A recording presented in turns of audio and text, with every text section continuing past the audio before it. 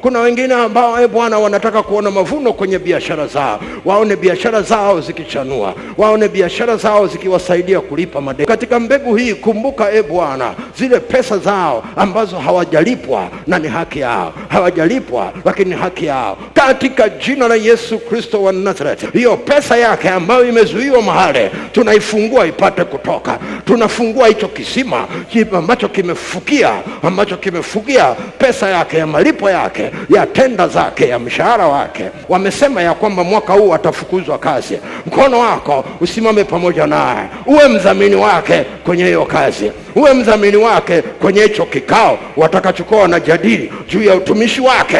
Uwe mdhamini wake.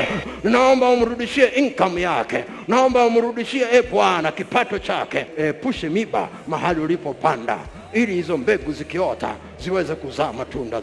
Mungu kuandaa ghala kubwa kwa ajili ya mavuno yako, maana mavuno yako ni mengi. Risika ramandoro. Piga kelele wewe uliyeachwa, piga kelele wewe uliyetasa. Watoto wako ni wengi kuliko yule ambaye ameolewa. Risandara pakora.